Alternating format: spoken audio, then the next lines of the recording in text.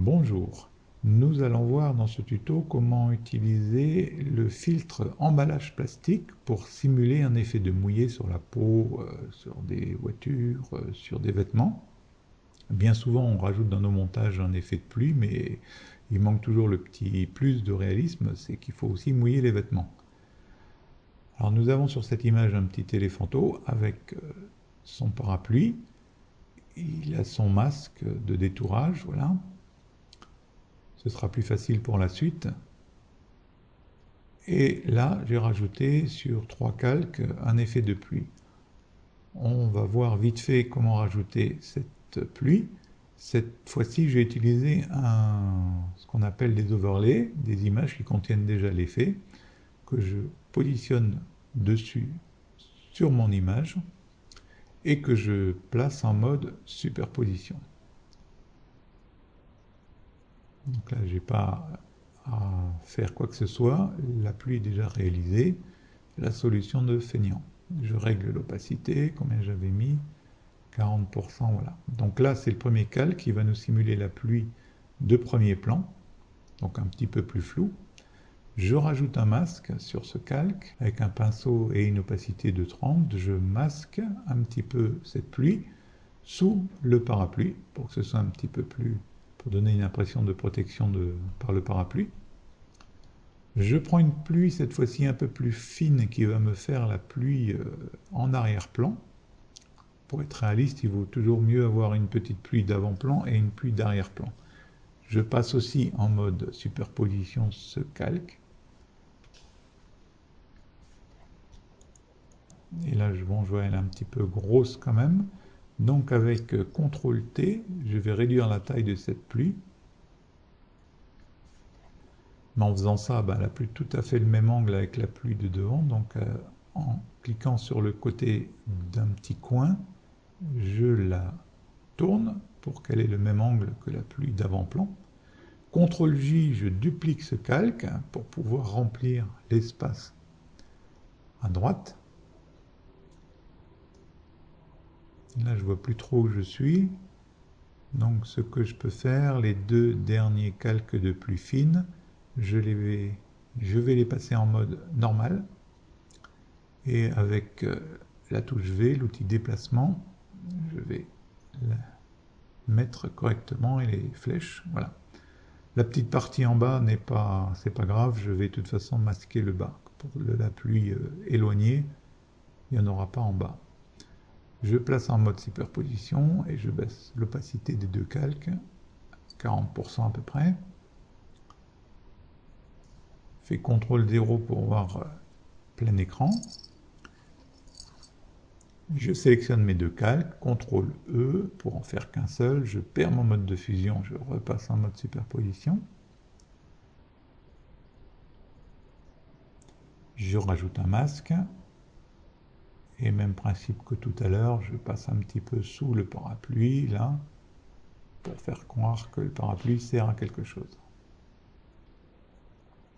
Il y aura évidemment quelque chose sous le parapluie, donc je passe au bas du calque pour enlever toute la pluie qui est censée être derrière.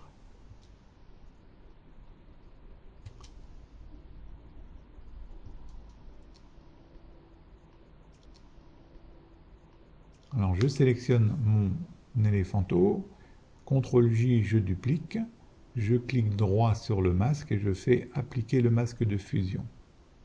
CTRL-J, je duplique, on verra pourquoi, j'en fais deux.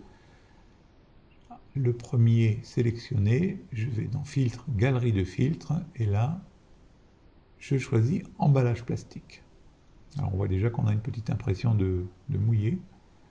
Le curseur intensité va nous régler la force de cet effet. Le détail va nous permettre de passer d'une pluie genre flaque à beaucoup plus de détails, à une pluie fine comme des gouttelettes. Le lissage va adoucir les bords de cet effet. On voit que le bord blanc il va être plus ou moins flou. Alors on essaye de régler, là sur ce calque là, je vais régler une pluie assez grosse, assez grossière. Je valide par OK.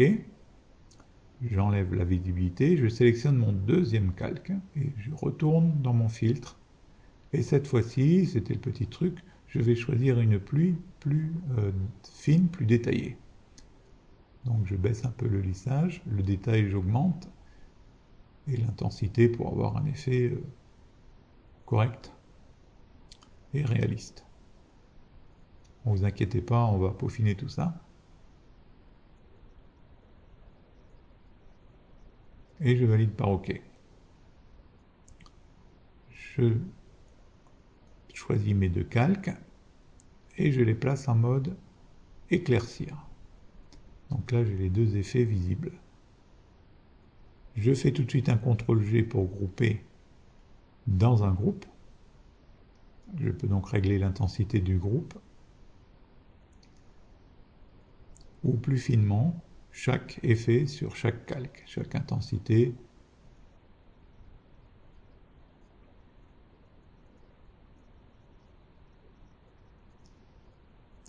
L'avantage d'avoir un groupe, c'est que là, je peux y placer un masque. Avec mon pinceau, touche B, je vais enlever l'effet partout où il ne doit pas figurer. Donc sous le parapluie, sous la tête de l'éléphanteau, sur la tête de l'éléphanteau, comme il est censé être sous le parapluie, et évidemment sous l'éléphant, sous le corps, là où il ne devrait pas y avoir d'eau qui ruisselle.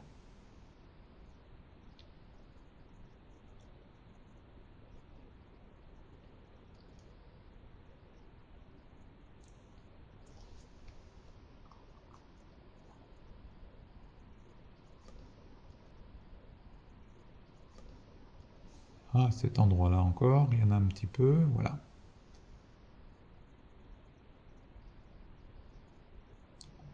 On peut un petit peu réduire l'effet sur les bords pour que ce soit moins violent. Bon là je le fais un petit peu forcé pour qu'on voit bien sur la vidéo, mais il faut y aller mollo. Ce que l'on peut faire aussi, c'est faire un petit effet de pluie fine. Donc je duplique mon éléphanteau, j'applique le max de fusion et je le glisse dans mon groupe des autres pluies. Et je clique droit, convertir en objet dynamique, parce que cela fonctionne aussi en objet dynamique, donc on peut revenir sur les réglages. Je place le calque en mode éclaircir. Je retourne dans mes filtres, galerie de filtres, et cette fois-ci, je vais pousser les détails encore plus et le lissage pratiquement au minimum pour avoir des toutes petites gouttelettes.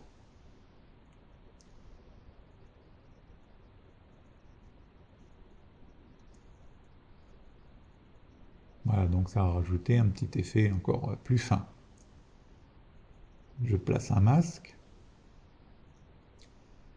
et avec le pinceau, je peins sur ce masque en noir pour masquer l'effet partout où il apparaît et où il ne devrait pas.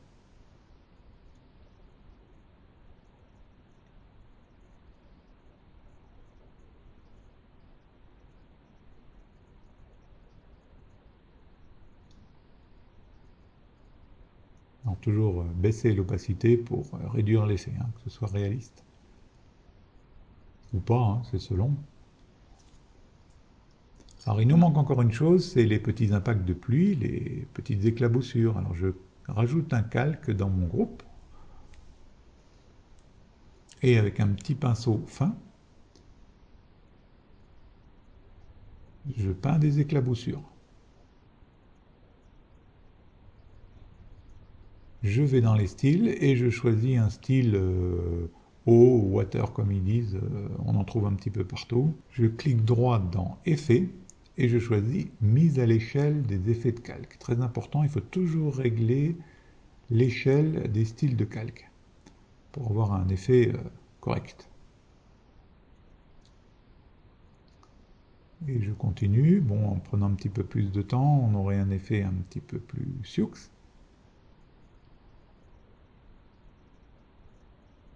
C'est juste pour vous donner l'idée.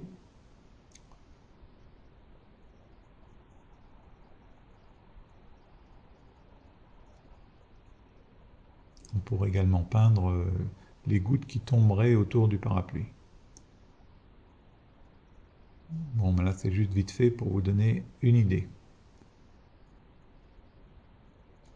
et on baisse l'opacité comme toujours. C'était donc une petite démonstration pour voir l'image finale terminée. Je vous invite, si ça vous intéresse, à aller voir sur ma page Facebook. Et j'espère que dorénavant, lorsque vous mettrez un peu de pluie sur vos montages, vous rajouterez aussi un petit peu de cet effet.